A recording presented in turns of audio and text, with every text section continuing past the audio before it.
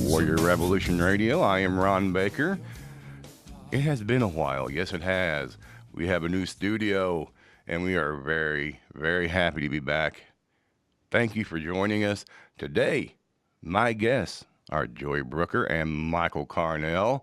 You are seeing their lovely faces right now on the screen. I get to stare at them for about an hour, hour and a half.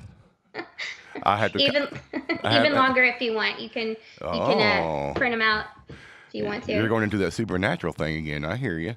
Oh gosh. But the thing is, I had to put my hand up to cover Michael's face. There we go. Welcome. Thank you all for being here. I appreciate you very much. Thank you for having us. I've been looking forward to this. I listened to a lot of podcasts. So does Michael, but never actually been on one. So I feel very special right now.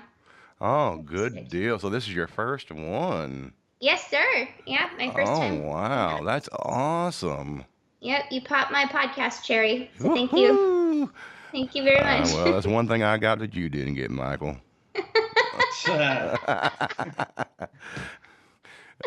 Oh my goodness. All right, let's just go ahead and get into it. I want you both. First, ladies first. Sarah, go ahead and go into where you're from, what you do, and where you grew up. I want to hear all about you. Sure. Let's see. Well, I just moved here. I live in Missouri right now with Michael here, Mr. Michael. I'm from Georgia originally. I grew up in this little town called Dalton, which is the carpet capital of the world. Paula, fun fact of the day. And from there, I've kind of traveled around a bunch of different places. Went to music school in Tennessee. Was going to be a music educator. Me alone with a bunch of children, instructing them what to do. That's scary. But I decided that's not really what I wanted. I kind of wanted to do something a little more in the realms of entertainment. So I moved to LA, and I was there for about 4 years. I did stand-up comedy out there. I also worked with a small label for a little bit as a staff songwriter. Oh, and cool. Eventually I kind of combined those two together, and I did comedy songs for a comedy organization out in LA for a little bit. I was doing comedy videos, and one of those videos got pretty popular. It was me making fun of white girls that come into restaurants and ask for boxes, Yeah.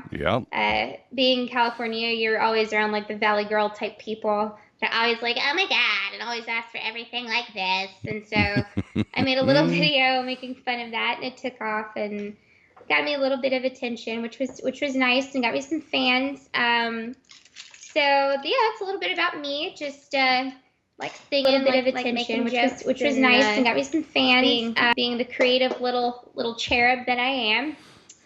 So yeah, that's about all. It wasn't like I should have probably put some more like cool facts in there, and over exaggerated my story a little bit. I beat people up also for a living. I'm a trained assassin. Hey, right on. Now I know now that you're with Michael that apparently the Native American got the last apartment since he was there first, right? That's true. I love that you remember that. Aw, man, I remember that day. You're referencing my first stand-up video, right? Yes, I am. Yep. Funny story. My dad, because apparently I made some jokes about my vagina in that video, and my poor father had no idea, and he was like so proud of me when doing my first stand-up. So he was like, "Look at my daughter making jokes," and I was like, "Dad, I'm talking about anal in this video. You don't need to share it on Facebook or anything." But by that point, it was way too late, and I think he learned the hard way never to share my stuff again without pre-screening it. Tell that joke real quick. You got to tell it. Sure. I was talking. One of my jokes is kind of a 3-part joke. It's like, I was dating this Native American guy, but he was kind of a shitty communicator. He only wanted to talk to me using smoke signals. And then I was like, he told the corniest jokes, and everybody, started groaning. And then it's like, but he got weirdly sensitive whenever I asked him to leave my apartment. He was like, "But I was here first." That is like the funniest joke ever. I love that joke. Oh, I'm glad he appreciated oh, it. Yeah. absolutely. Absolutely. Because we were just talking before we came onto the podcast, Shane and I, my producer, about how people are so thin skinned nowadays. And Oh my God! can't, Don't even get me started. yeah, I can't take, a joke like that, Mm-mm. and I think it's just absolutely hilarious. Michael, Yeah. your turn, Yes, buddy. sir. What's up, man? What can I do for you? I want to hear everything about you. You know that I know everything, but I want to hear everything about you. You're born, raised, what you've been doing, what's going on in your life. Well, Ron, most people don't know. I met you when I was about 15, around that area, if not that younger. age? Yeah. If not younger, yeah. So Yeah. I've known Ron quite a while. I lived in Sikeston, Missouri. Grew up with Ron. We actually met in church, of all things. It wasn't too bad of a church. It was pretty cool. Yeah. Ron always had a really good taste in metal and good music, so That's that's when we right. really hit it off and played in a band there. And then after that, after being asked to leave the the praise band for nefarious reasons, because we're not going to mention that here. What's funny is I was also asked to step down from a praise band at one point. We're just heathens. So my. because we're just awful. Well, I'm a Continue, Michael, heathen with too. your- Anyway, so. no, it's true. I was going to mention that too, but I don't want to put her on blast. I So, but we still love the Lord. We just we're just too sinful to play in a praise band. That's all. Anyway, so yeah, about 19, 20, I moved off to Nashville, Tennessee. Pursued music professionally there. Played for different bands. One was called Falling for Yesterday. Some guys I really like and still friends with today. It's kind of like a rock and roll, like emo type band from how that was huge in 2005 and 2006. So I had the hair to prove it. Definitely looked like Nikki Sixx. It was hysterical. I dated a lot of girls that looked exactly like me. Oh my. Hey, and it's. I've seen the pictures. Yeah, I early have 2000s, you can wear the same jeans, so Oh it's my perfect. God, Yeah. Talk about hugging your was twig like, and berries. Apparently, his name used to be Michaela, but then Michelle, actually. Michelle, Yeah, okay. Michelle Carnell had a nice rhyme. And I call those the MySpace days. So yeah, I played in some bands there. Played in a really cool band called Lenny, with a guy named Jordan Dickerson, JD. His father, Des Dickerson, was one of my favorite people. He actually was lead the original guitarist for guitar Prince. player for Prince. Yeah. Yeah. Yeah. And when that guy talked, I shut up. Yeah. I'm this young small town kid, and from Missouri, and I moved. Nashville's not huge, but to a small town kid of 19,000 people in Sikeston, it's huge there. But yeah, pursued music there. Actually, I have kind of a funny story if you got time for me to tell it real quick. Absolutely. You know I do. So I'm 19 years old, and I got a job at Hot Topic in Nashville, right? Oh my. And I had never had a problem with, love of any sort. You love a woman, you love a man, that's fine. Just, Yeah. I had my preference. But I work at Hot Topic, and I had two gay managers, and I wanted to be open. I was like, hey, I'm in the city. I have an open mind and loving. But they would ask me to come hang out, and I'd feel uncomfortable. I'm a 19-year-old kid. I'm just, I don't know, man. I think, there's something in my drink, or, end up at their house at the end of the night. Yeah. Well, there's this girl that started working there that I really had a crush on, and she was like, hey, are you going with so-and-so and so-and-so to a place called La Peeps? And I'm like, yeah, totally. I want you to think I'm cool. I need social validation. So I go with all of them. Turns out gay men are the most amazing wingmen you will ever meet in your entire life. It's true. I was this dorky little scene kid from Missouri, and they got me dancing with the most beautiful girls I'd ever seen, and I was there sipping on my Voss water. Your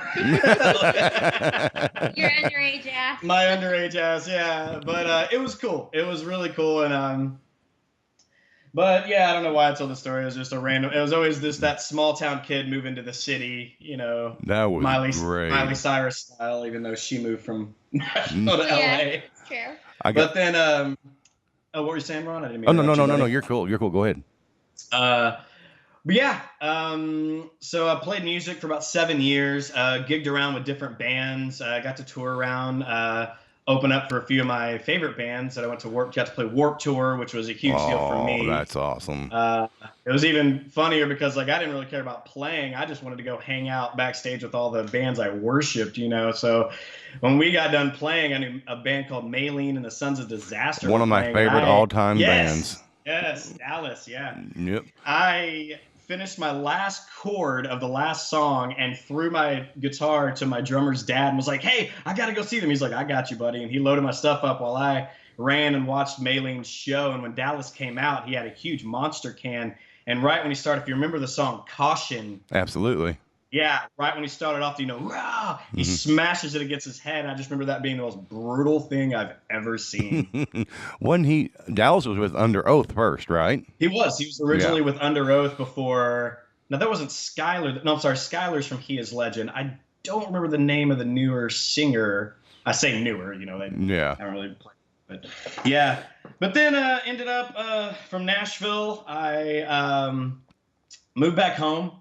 Start a little business, and then I'll play every once in a while, play out. But now just me and Joy kind of get together on some projects. We mainly do our own thing, but like to collab on some things, write something silly, or, you know, as the video I guess you're going to show today, which is super embarrassing to any old folks or friends and family that see it. To be honest, we're pretty boring right now because I think we both work all the time. You know, I work like 3 jobs now, and he, you know, busts his butt on vehicles. So as much as we can like find time to, we just find these weird random little gigs in like the middle of nowhere.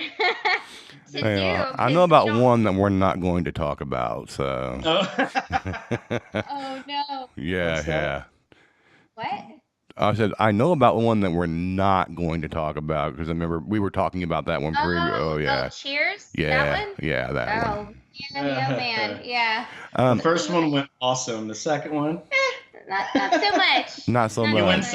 You win some, you lose some. Yeah. It's at the point now where we're just kind of like, whatever. You know, It is what it is. You kind of have to fall on your face every so often to be able to really know what it is to work hard and actually have a good show. I don't think we had a really, really good gig a couple of weeks ago in East Prairie, and people were just coming up to us after and like complimenting us and everything. And I just remember thinking, like, I don't think I would have appreciated this that much had we not bombed so hard. Hard. You know? So very hard. Yeah. So when you fall that hard, there's no way but up at that point. So yeah, just gotta brush yourself off and get back on the horse. Yeah. I want to remind everybody we will be taking questions.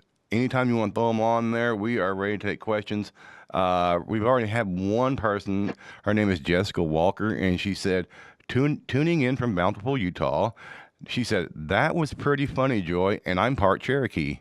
See, that's what I said, like, after the joke, because even when I heard the joke, like, I heard a few gasps, and I was like, I am Native American. I can say that, you know, like, that's my whole family.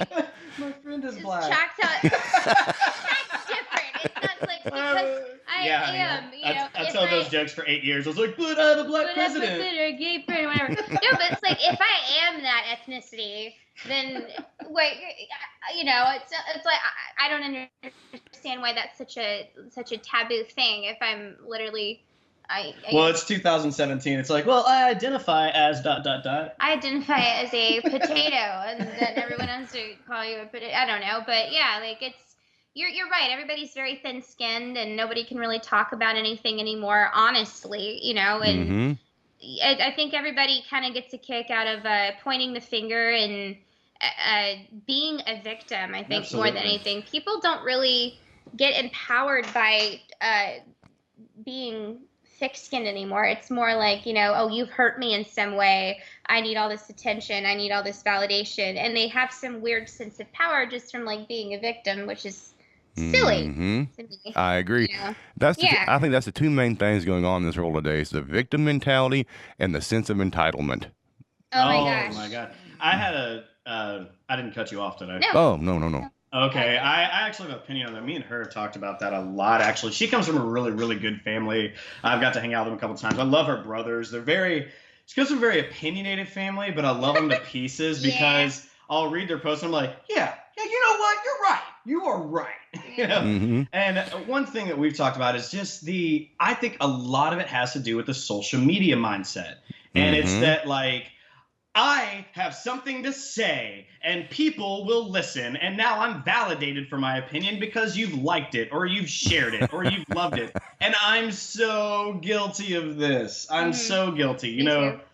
it's it doesn't matter if you've written novels and you actually have opinions or you're just drunk at 3 a.m. and you're like, nachos are terrible, and then a couple people share it and you're like, man, I'm such a genius, you know. Well, It's you just, know that oversharing is caring.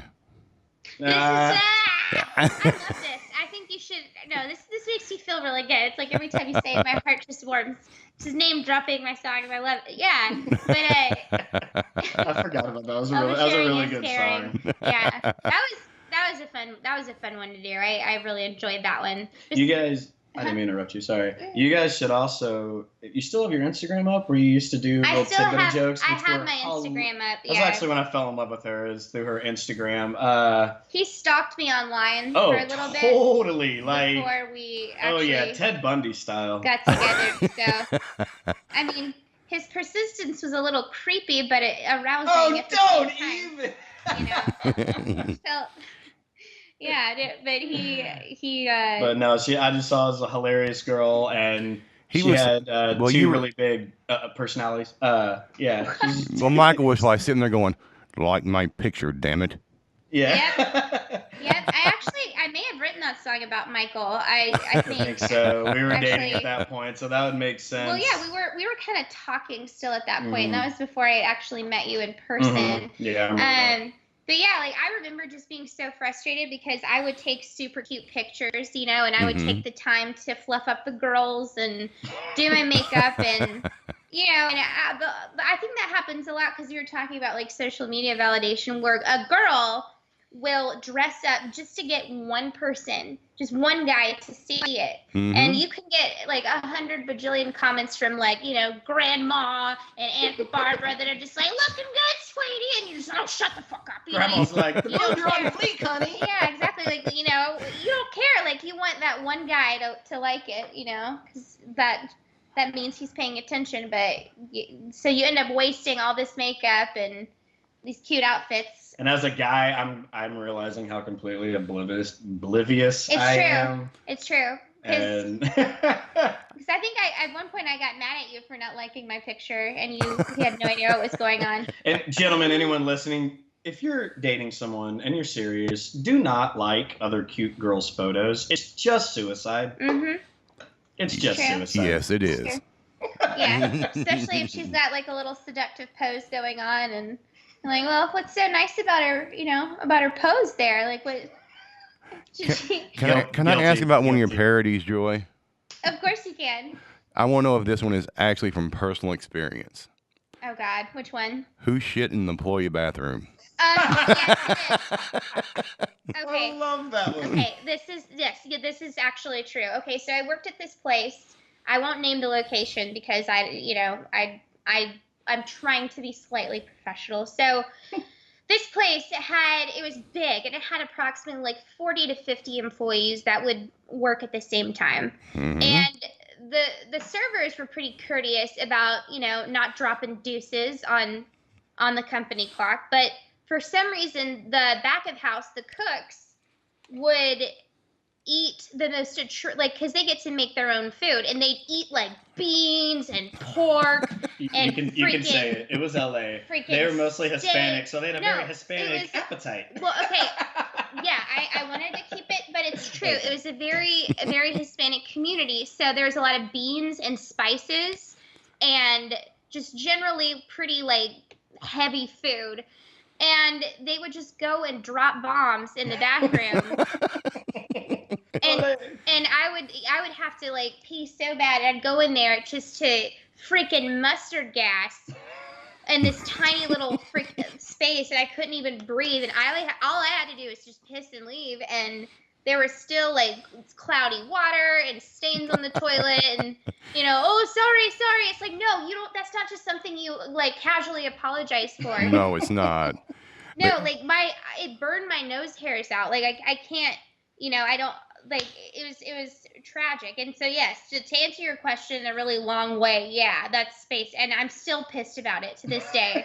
If you share a bathroom with people, like please don't poop that hard within like a minute of them going to the bathroom. We have two separate bathrooms. One's called the brown room. We have the actually. brown room, and then we have the normal bathroom. And every time, business needs to be taken care of, you go into the brown room and you keep your business in the brown room. That's the rule. all right, I think Shane, do you have their new video queued up, ready to go? That let me look good or let me look gross in my bathing suit. It's on Facebook though. I think I sent it me. Yeah. Well, let's not play. We'll play it. We'll put it in post production. How's that? There we go. Um, I gotta ask you about your number one hit that's approaching 550,000 views. Can I On get? YouTube? Yep. Can I get a box? Mhm. I was out eating the other night. Was at Applebee's. I swear this happened. You two, this, I swear it. This happened. Sitting there eating, and this lady was having a romaine something kind of, just a salad. That's it, just a salad. She looks at the waitress and goes, "Can I get a box?" And me and my wife looked at each other and freaking lost it. We were, I had my head down, pounding the table with my fist, laughing so hard. My wife's going, "Stop," and she can't stop laughing either. And Oh my God. the only thing we could think about was you. So tell me exactly where that came from. Okay, so that's one of those things, because even after I did it, I saw that happen too. And I was like, it's one of those things where it's like, does life imitate art or does art imitate life? Because I didn't know if they were. Okay. So basically, it was a pretty long thought process that got me to that point. But it was more to do with the location I was at, which was Southern California, and you have a lot of prissy white girls that come in my job on a daily basis, and I would make fun of the way, like, because their voice, when they ask for things, it's almost musical in nature. They would always go up. They would go up and then go down like this. And it doesn't matter what you're asking for. Like, do you guys have flavored vodka? Can we get some extra napkins? Like every time. And like go out to eat with a Valley girl, and she will ask for things in that tone of voice. And I even found myself doing it. Like, can I get some extra ranch? And I was like, oh, why? Why am I doing this? So I was like, all right, well, I kind of want to do like a stand-up routine about that. And I got to thinking, I was like, it's so musical, the way their voice is. I should put a backbeat to it. I should make it like a techno hit. And it's definitely techno. And then I was like, okay, well, what do they ask for the most? Like, what would be and so that's when I thought, can I get a box? That's the request I hear most of the time, and it does not matter if it's like a single piece of lettuce left or like one bite of a sandwich, they will ask for a box. And it's always, can I get a box? But like with the hand motions, just in case I don't know what a box is, So they have to like show me what a box is by doing their hands like that, like they're holding a little hamster, a box. And so that's kind of where it happened. And then I just started messing around on the computer, and I let my roommates hear it. And they're both in the restaurant industry too, and they thought it was hilarious. And my other roommate was like giving me things to say to add on to it, like, oh, have her ask for this too. And then she was the one that was like, have her ask for dessert to go. And so we all kind of created it, kind of threw in ideas together, and we just got like a big laugh out of it. So it all started really as like an inside joke between me and my server friends. And then when I made the video, it just exploded. And I was honestly kind of shocked. Like, I didn't think it would do very well. I thought it was just going to be like me and a few of my Facebook friends enjoying it. But a lot of people seemed to like it. I think because it was so absurd. The video editor I had was really good, and he made it like look hysterically funny. Like I owe the credit to him. His name is Ryan Stevens, and he did such a good job on it. I think that's why it got so popular, just because the shots he chose were so funny. Is he the one in that video with you on that? What was it? That's actually my favorite video. The "Sorry I Fell Asleep" video. Don't you think? Yes, that's it. Sorry, I fell asleep. Yeah, That's it. that's a different guy. His name is Teddy, and he is an LA based actor. That was Gotcha. that was an interesting day because well, I hadn't even met Michael yet. I didn't even know Michael existed at that point. So I was, Mhm. here like, and I was like, okay, I need a cute guy to make this video with. And they bring in this adorable actor named Teddy that's just the nicest guy ever. And I was like, okay, so here's the gist of the video. I'm going to slobber and fart on you and then put it on the internet. And so I was so embarrassed because it was like one of those things where I just had to throw every anticipation and hope that he'd find me attractive out the window. I just kind of had to get rid of it all and just lay on him and fart on him and drool on him, and the poor guy just took it in stride, and it was a great experience. That was like a 12-hour shoot. That was a really long day. Oh We were there my. for a long time, and yeah, but he was such a great sport, and he's really funny. I Uh, have two videos of yours that I really, really like. I, okay, that I'm actually probably love, and we'll get to your newest one here in a minute. But Pure Imagination, oh my God, yeah. that is like amazing. I mean, when you take The Doors and Willy Wonka and put it together, how can you Mhm. miss? Mhm. It's funny. I didn't really get into studying like Jim Morrison and the Doors Mm-hmm. until I worked for this restaurant. It's the same song the employee shit video was, written about, but it's this like rock and roll restaurant. It's owned by Gene Simmons and Paul Stanley, Oh, okay. and they play a lot of music videos on the screen. There's this big screen in the middle of the restaurant, and they play all these classic rock, metal, 90s alternative videos. And when you're working a long shift, you tend to see a lot of the same videos. So I listened to a lot of the Doors, Mm-hmm. and I was just blown away. I was like, man, Jim Morrison is Deep. incredible. He's Mm-hmm. just an incredible vocalist and poet, really. So when I thought of like something ominous and creepy, and it started as part of the mashup game I used to play, where I was like, give me 3 songs and I'll mash them up. And when someone requested "People Are Strange," I was like, that's one of my favorite songs, and I thought the ominous, weird tone went together super well with Willy Wonka, and I started off just doing vocals, but when I went back into it, I was like, it would make this super creepy, a music box, like a weird, Mm-hmm. yeah, and I think that's kind of what put it all together.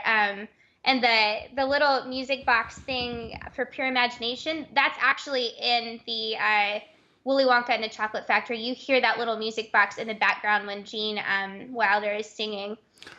You know So what? I've seen that movie a million times, and I just now mhm. thought about that. And you're right, you do. Yeah, yeah, you hear the dee dee dee dee like when they're walking Mm-hmm. into the little that big, oh man, what The I don't. part that gave every child Yeah, nightmares. exactly. Mm-hmm. Yeah. Before the boat, before that part, when they walked into the big like candy room, and Yeah. you hear that weird, Mm-hmm. ominous, creepy music box, and that's I'd never forgot that noise like ever since I saw the movie, and so that's kind of what made me put the music box into the rest of it too. Is that sometimes when you're writing a song, it can be something as simple as like a little piano lick or a guitar lick or something just very slight that takes the song in a different direction, and just makes it something incredible. Yeah, it was amazing. And then the one now, I'm not sure if Michael even knows this. He may not. He may. He may not.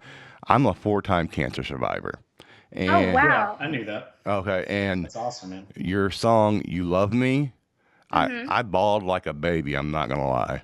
I Yeah, I did too. Oh. bawled like a baby.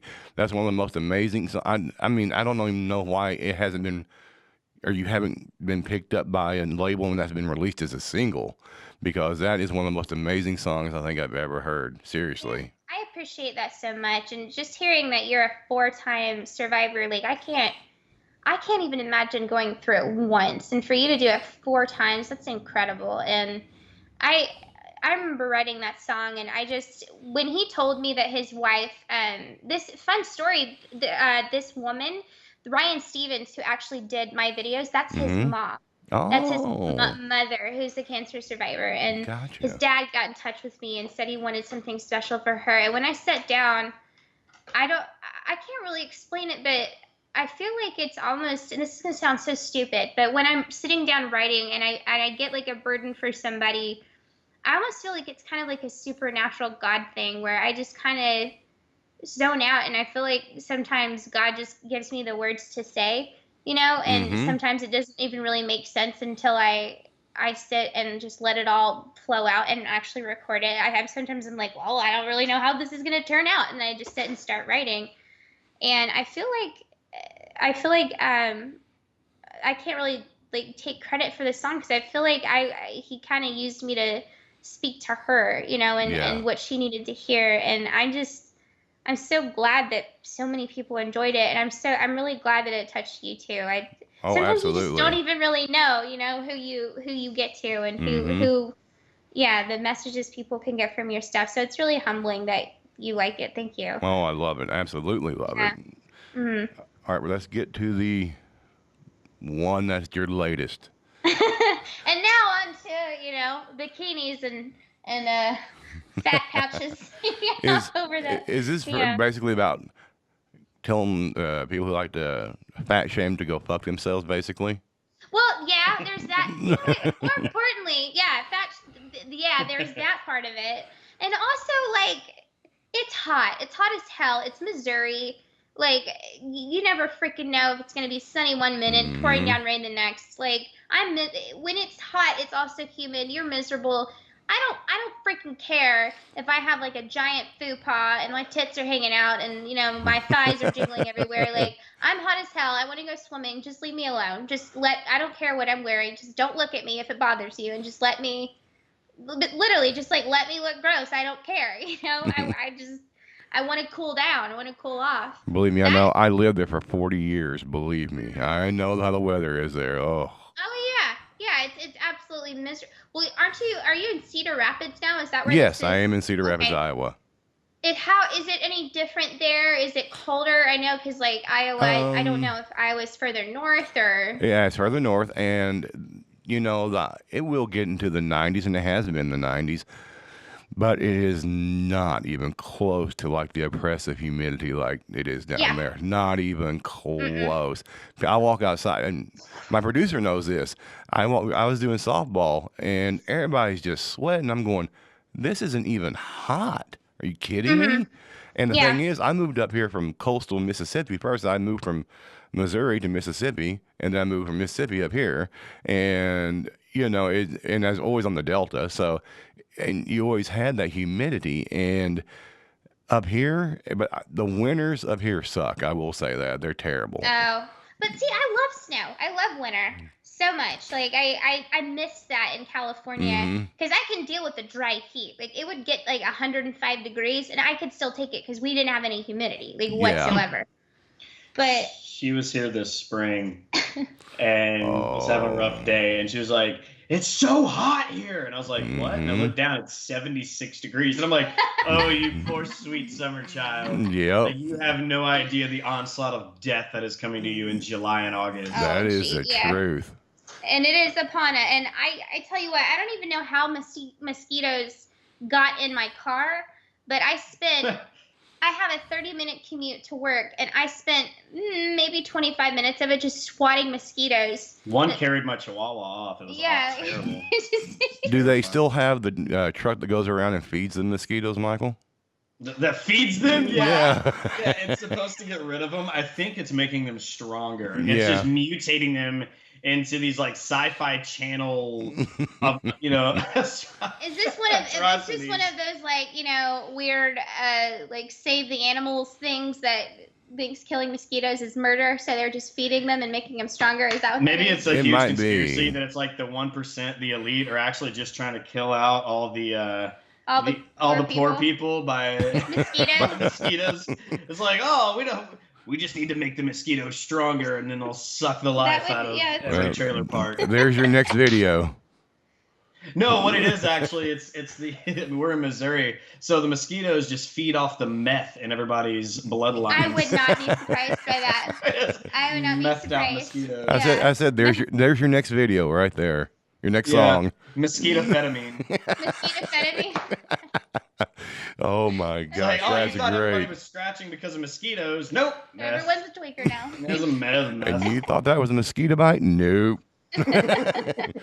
Mosquitoes done took my teeth. Yep. That's another thing. Even now, sitting here, I'm like, if it sounds like I'm clapping randomly, like She did a huge line earlier before that's she what got that's on. what it is. Is it a line? I don't know. I don't do coffee anymore. I've just escalated to straight black tar heroin. That's how I stay awake. What? When you're not off? At least I know that. I'm so oblivious to drugs, but I know at least that. I don't know. I don't know. Yeah, I know nothing either. All right, let's get into some fun questions for the. You ready? Let's do it. Yes. All right, this is going to be for each of you to answer separately. You're a new addition to the crayon box. What color would you be and why? Oh, white. Obviously, it's the best color. I'm kidding. It's a new color, a new addition. I want to be a color that people have like a really hard time pronouncing, just to fuck with people. Like I want to be like chartreuse or something. You know? So you'd be a black crayon. What? Oh, chartreuse. I don't. Chartreuse is green. Chartreuse is green, Michael. No, I think he was making an insensitive joke. That's what he was doing. It was Difficult terrible. to pronounce names. and- Yeah. So I would be chartreuse. What about you, Michael?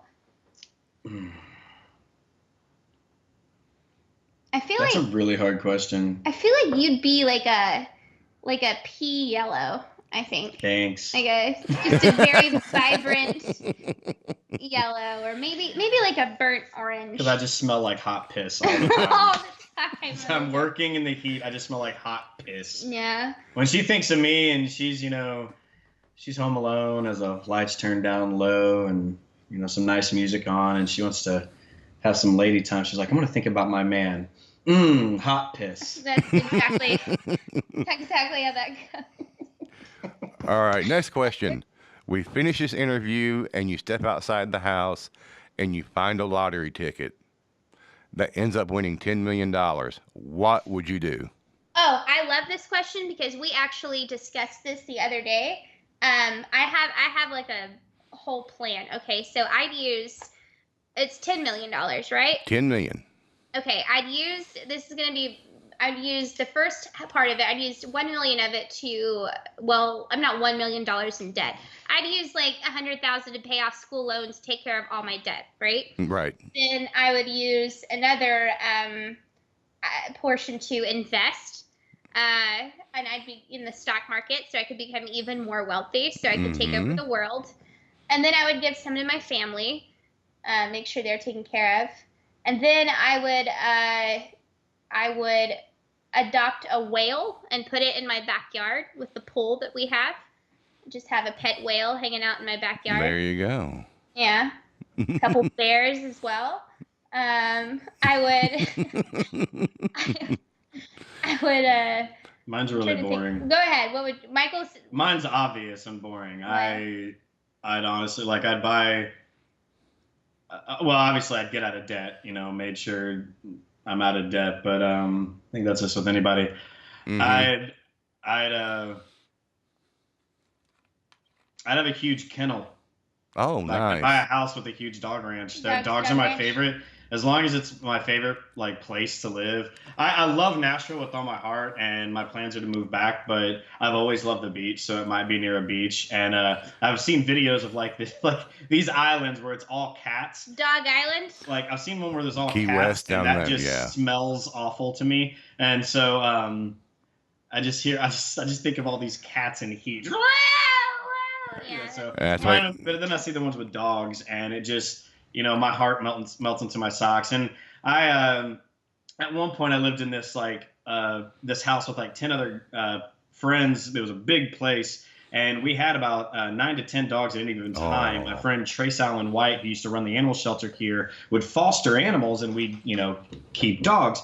And I loved it because they had tons of room to run around and play. And I would also go visit at the animal shelter. And I can't go into an animal shelter without just my heart shredding into pieces. And not to sound like, bleeding heart Michael, but when it comes to dogs, it's my... Yeah. It's his... Yeah. And like, okay, so I'll joke around with her.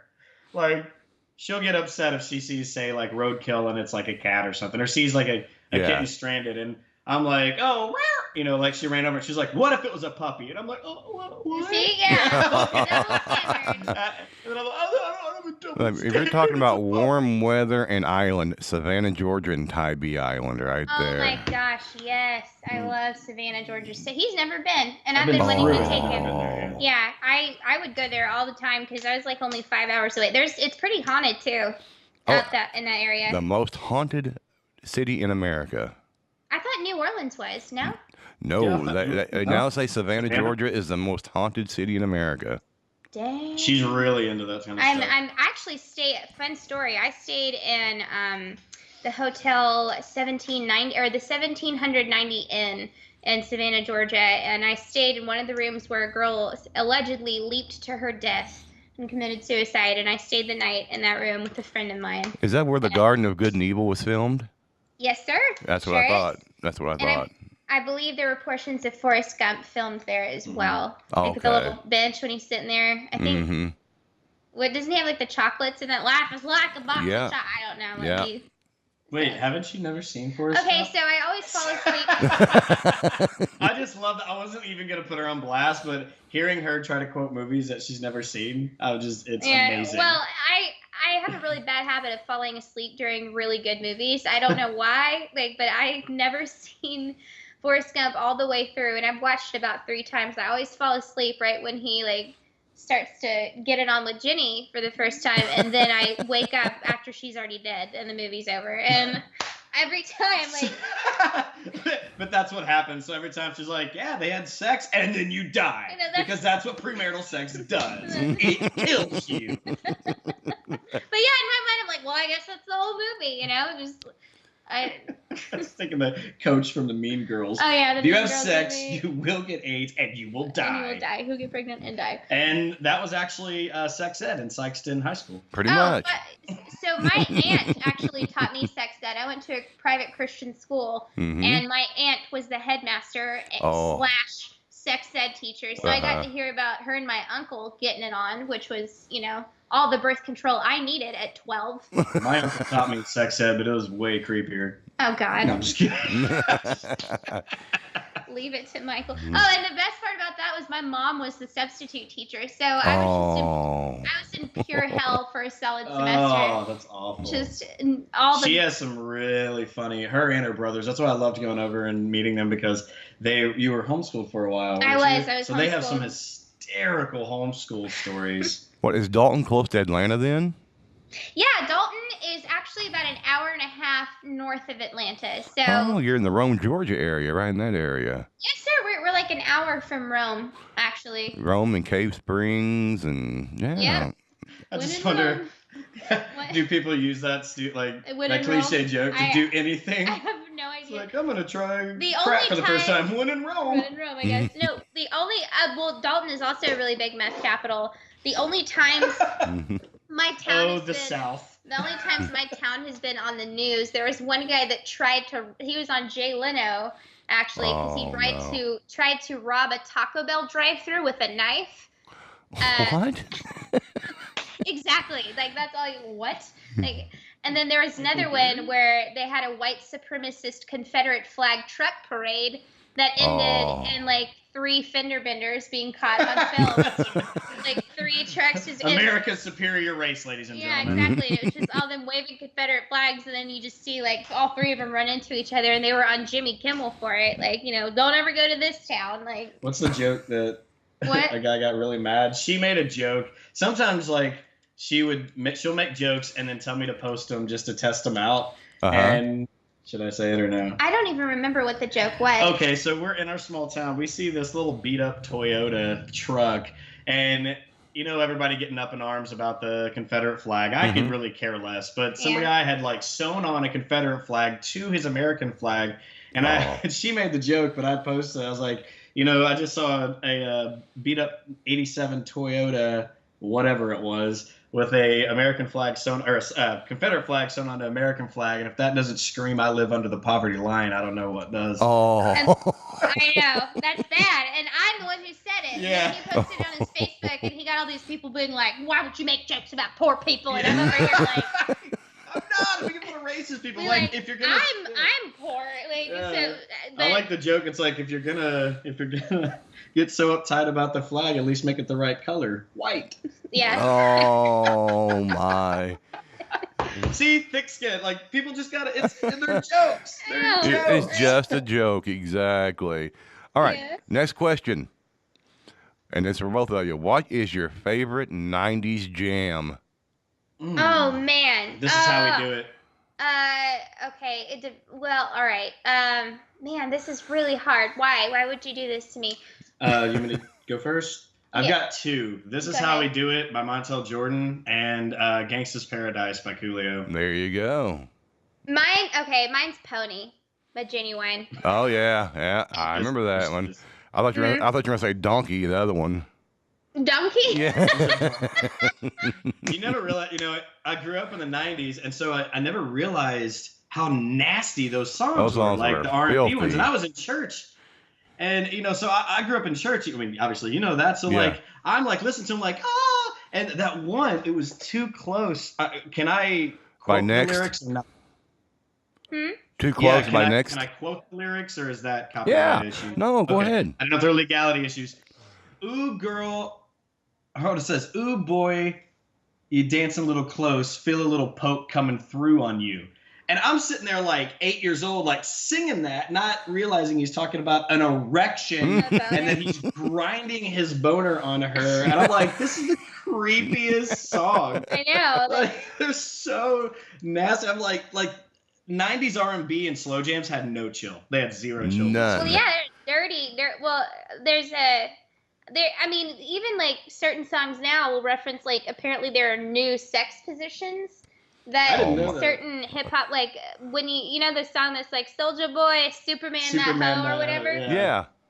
Do you know what Supermaning is? No. What do you think? I have been told it is when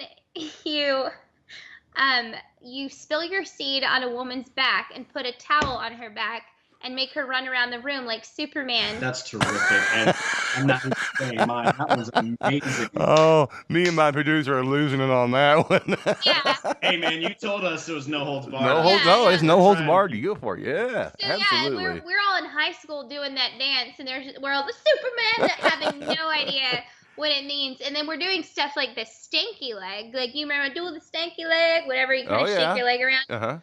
Apparently the stanky leg is when you're wearing a short, when you're a girl and you got no panties on, you're wearing a short dress at the club, and you grind your situation against the guy's leg, and it stanks because So he gets to do the stinky leg. yeah, because it That's stinks amazing. because you didn't take a shower and didn't wear no underwear, so now you're smelling like a Boston fish market up in there. That's what that means. At least he didn't have to do the bloody leg. Oh, Like, gross! that's a whole Like, different ballpark. nasty, freaking disgusting. Oh, that so is great. all these songs, and you have no idea. Oh, I'm so ashamed of making that joke. Like, I just have my head in my hands right now. You should. That's disgusting. All right, we're gonna go take it down. What was the last gift that you gave someone? My presents to Joy. Okay, that's not, that doesn't count. His time and attention, which is a rare gift. I'm kidding. Oh, I can. Okay, this is actually very sweet. The last gift that Michael gave me, he went to this pawn shop in town, and he bought me a violin because I used to play violin when I was little, and I had to sell it when I was like tight on money. So he actually spent like almost $100 and bought me a brand new violin, or not brand new, but it was like an old, very beautiful antique violin. So that what video was that you're playing violin in? I remember you playing violin in one of your videos. That was a cover. That was actually a cover I did. It was a James Bay's song "Let It Go," but I kind of That's put my it. own little spin on it. That's it. You know what's sad? I can't remember the last gift that I got somebody. Maybe that's because I'm a. Oh, never mind. I just bought Michael's speakers. That's. Yeah, Sorry. like I had sold. It was great because I had sold it the day that I got in. I've been having these huge PA speakers that were so big that I actually had to screw in skateboard trucks on the bottom just to get them to move everywhere. Oh my! And I would like kick them back, and we had talked about it and talked about traveling abroad and playing music outside of Missouri or like up to St. Louis, just bigger cities. Yeah. And we were like, man, we can't really carry all that equipment around. So what we decided to is sell mine, and then she actually had a Guitar Center, what was it, like gift card, credit card, whatnot. Mm-hmm. Yeah, and she was like, I'll just get it on that, and we just make payments. I was like, okay, perfect. So she got me these amazing Mackie speakers. Nice. Luckily, I sold my system on the same day, so I took care of it. And it's just something we needed that we can use for pretty much everything for our videos, our studio monitors. These are wild. They are tiny little things, but oh my god! It's literally like you just walked into an Abercrombie and Fitch. I know, it's just like just all this big. Like I was watching TV and I was like, what are you doing? Like I thought that he had like, I don't know, at least I don't know what was going on. It sounded like just a freaking hip hop club in Atlanta. Yeah. Going on in like the other room, and he's like, "Oh, it's just one speaker I'm playing out of. These are ridiculous." But yeah, so that's our last. Yeah, we have a comedy club up here that I think they would be perfect in, called Penguins. What do you think? Penguins. Penguins Comedy Club. I mean, big names come there. I mean, really? Oh my gosh. Oh gosh, what was the guy who's always holding a cigar? He's an older guy there. He was there. I mean, we always get big names. Oh, I just listened to him. Ron. His name's Ron. Ron, no. It's a different guy. He's in some movies sometime, and he's real funny, and he represents other comedians. But we've had big names here that come in and do.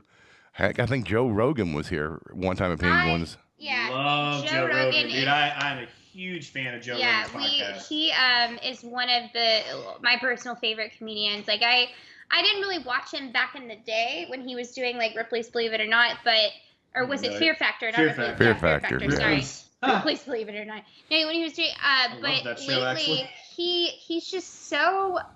Like he's so on point with his observations, and he just kind of tells it like it is, but in a really funny way. And he's a dad to like 4 girls or something like that. 2, I believe, and it's hilarious to hear him talk about. Yeah, just being a dad and a husband. But he's got a really kick-ass podcast that he does, and he recently just interviewed a girl who I believe it was her grandfather was the founder of Westboro Baptist, and she recently left the church. Wow. It was amazing. And he interviewed her. It was Phelps, Megan Phelps, I believe. Or was it Lindsay? Was it Lindsay or Megan? I believe it was Megan. I don't remember her name, but she had left the Westboro Baptist Church and talked about it, and it was intense. Yeah, he's got some really cool guests on his podcast, but I love his stuff. He actually, when I did stand up in LA, he frequented the Comedy Store a lot. He was there all the time. And him and people like Jeff Ross and Chris D'Elia, like they would always hang out after shows, and people would go and smoke pot with them and talk for like hours. It's legal out there. Yeah, it is. A lot of the events like the roast battles and stuff, they're sponsored by Speedweed, which is a 24-hour weed delivery service, and they just go to your house and give you marijuana. Yeah, but no, Joe's really, really cool. Very down to earth. Now we're getting ready to start. Well, we're talking about a podcast that may be starting here. And what was it called? My producer from. It's from Joe Rogan's. It's one of his little things sayings that he uses during recreational outrage. We're talking about where everybody gets mad, then one person comes back and goes, "You know what? I'm mad too." And so and then everybody just kind of like goes off. Yeah. So we're talking about starting a podcast called Recreational Outrage. That's that's really funny that you say that, because me and my former roommate, you ever meet one of those people where you're just friends because of your mutual hatred for things? Yes. Yeah. Oh yeah. Yeah, where you both hate the same shit, so like that's literally all you talk. It's not negative. It's just we would sit down and be like, you know what, really, you know what really sucks, or like and it wasn't ever people we'd talk about it. We would talk about like certain behaviors and things in society, just like being thin-skinned and the entitlement thing, and for hours We do that a lot. yeah, just like little things Yeah. like that. I would totally do one, and I do it on fidget spinners. I would do it on fidget spinners and selfie sticks. Yeah. My ex and I actually had that relationship that we both hated the same thing, each other. It just didn't work out. All right, last question. Last question for each one of you. Then we're gonna talk about promote some stuff, and then ladies first. Putting you on the spot here. What inspires you? Man. Michael's pointing at his penis, but that's That inspires you? when I think about it, what a good story. Good stories really inspire me. I used to not be like that. I used to get more inspired by, I think, things I could think of, but I think the older I get, the more I realize I'm not that interesting. So I want to listen to other people, and especially just a really good story, just something inspirational, something adventurous, and you can learn so much from other people and other people's experiences. And lately, just listening to other people, and it's kind of opened up like a whole new world for me, and given me new sources for creativity. So that's been what's inspiring me. It's just other people's experiences and really, really good stories. So what about I like you? that. I like that. Michael? Alcohol. No, I'm just kidding. That's awful. Speedweed. What'd you say? Speedweed. Speedweed. Yeah. No. Honestly, what's been the most thing that's been inspiring me lately, and not to be cheesy, traveling with her. Like just going to see her family, or going on a road trip, or just getting out of town, because been feeling I'll be honest, I've been feeling cooped up lately. And so when we go out and just breathe, or just go see her family, which I'll see how other people live, or just go check things out, I get inspired when I come back home. And it's a breath of fresh air. We'd had a discussion a couple months ago about like going off the grid for a couple months. Yeah. Like getting a van. I don't blame you. Yeah, like just because, like I said earlier, getting a head start on on the second year of Donald Trump. Sorry, not trying to get political. Yeah, but like, don't worry, it happens all the time on these podcasts. We're gonna beat the apocalypse, before it get a head happens. start on the apocalypse. Yeah, but Trump-pocalypse. I think that's another thing that he brought to mind. I feel so much more refreshed, and I think there's something about living in a small town you can kind of forget. It's oppressive. It is oppressive. Pretty oppressive. Everyone talks about everybody. Yeah. And it's just this whole cesspool of drama and garbage. And even when I know you probably didn't experience this out in LA, I never experienced in Nashville, no one really cared. They cared what you were doing. Like, what are you creating? They cared what you were doing. What ideas are you talking about? And it's one of those things where you can't exactly blame people in smaller areas for being that way, because a lot of them don't know any better. A lot of them haven't had the same opportunities. A lot of them, like Michael's talented, and I've gotten blessed with some of that too. And so we've had opportunities to actually go out and do stuff, and to travel and meet new people. And some people just don't have those same opportunities because of, income level or education. And so a lot of them are kind of stuck here, and they're kind of stuck in that negative mindset because they don't really know any better. And it can get really discouraging, I think, to be kind of involved in the thick of that for such a long time. I experienced that in the place I grew up. I think it's any place where you have a lot of people together that don't really know how to leave. Yeah, you know, small town, like small town mind. the Hotel Small town mind. California of Yeah. towns. You know what I mean? Yeah. So it's that refreshes me too, just being able to like go out and travel and just see new places and that's why everybody, you know, asks us like, why did you move from LA to yeah, Sikeston, everyone's Missouri? like, And why? I point at myself like, yeah, and then I'm like, I have no idea. I'm not that cool. I'm a piece of crap, but we try to make it work. And then we both, you know, I've been here for a while and tried to make the best of it. You know, I did like movies in the park here in town, tried to do other events, but I think it's, you know, after this year, it's time for me to move on, whether I go to Nashville or whether I go wherever. I want to pursue something different. Just kind of, you know, I miss being there. I just miss being or seeing new people every day. I can honestly tell you, and I lived there where you all are for 40 years. The best thing I would have known how freeing it was to leave that town. That moving away from there was the best thing I ever have done. Yep. Because that small town mentality will wear you down until you believe everything they tell you. And we are not trying to crap on this town. I'm not either. I'm not either. I still got family there. I've got people that I love. I love here, people that are there. Tons of people that I love here. So please don't think that we're in any way. Oh, no, me either. But we've got lots of people that love us and support us here. So we're just talking about, and they can probably agree. You know, like you said, just the whole mentality, like a cloud. You know? Yeah, it is. But you're right. Like there are. I think there's those kinds of people in every town. Every town has them that don't really. I think they kind of feel bad about themselves, and so they don't really want to see you feel good about yourself. Exactly, exactly. And Michael, you remember my daughter Kirsten, right? Yeah. She's moved up here now and says she will never move back there because she loves it up here. I'll come visit. Oh, both of you all are more than welcome to come up here and visit and stay anytime you want to. It is like a breath of fresh air. Yeah, it really is. is. That heck out of you, man. We'll definitely have to come up. And I'll bring my guitar. She can bring her violin, and we'll maybe like jam around a little bit. Maybe you can find us a couple of venues to play at, make a little dough on the side. I could do that easily. Well, here's what's sad is next week I'm going to a music festival called Camp Euphoria, which is awesome. Well, yeah, it's a 3-day music festival. It's on a private land, which I'm gonna go ahead and plug now since they were my last guest. Don't forget to get your tickets for Camp Euphoria. Okay, anyway.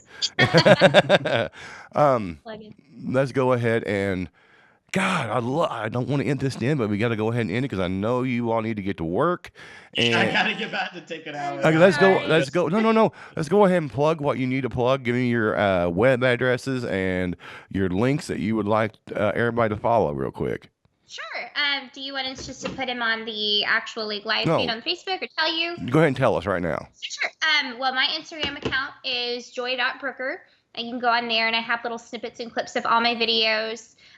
We've got some, funny little comedy videos that I've done, as well as little music videos. And for those full-length videos and a more extensive look at what I do, you can go to youtube.com/joybrooker entertainment, and you can subscribe there. I try to come out with new stuff as often as possible. Me and Michael actually have something new in the works. As soon as we are able to put it out, we will. What about you, Michael? I'm actually building my Facebook to be more of a fan page or business, and entertainment. Because Joy losing hers was just, we both hated it. And so I just tried to build it up for both of it, just to, send it off and do for whatever. So you can reach me at facebook.com/Michael Carnell. And the name is actually Michael David Carnell on there, but it's just, facebook.com/Michael Carnell. And I'm putting, now that I've got like a studio actual setup, and when we actually just slow down a little bit, hopefully this fall we'll be playing a lot more. We're kind of keeping our heads down, keeping our nose to the grindstone, and working on stuff when we can. What's your YouTube channel there, Michael? I know you have a YouTube channel. I have no idea. I have it on there that I'll throw rinky-dink stuff, but I'll tell you what I'll do is... In other words, mine is better. Yeah, hers, it is. No, it is. Hers actually has all her stuff on there. Yeah, it is. Hers is better, so... I think it's like Michael Carnell Music. I think mine was like Pornhub. Or no, wait. Do not. Wait, wrong one. Wrong. I don't do that anymore. Those are our private videos. I have to honestly say, and I guarantee my producer will agree, This is probably the best podcast I think I've ever had. Really? Honestly, I've had so much. Well, I don't want to say that. I've had more fun on this podcast than anyone I've ever done.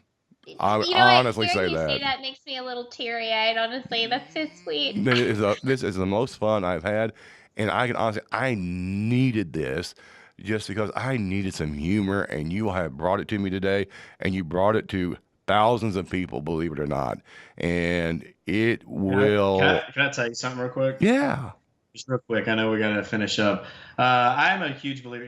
We've been having a rough day too. Just it's hot, trying to get stuff caught up and bills paid, and trying to go to the river this weekend, stuff like that. She's still not been to Current River. Oh. Well, this is like one of those days that she wrote the bathing suit song because she had ran out of gas going to work on our street.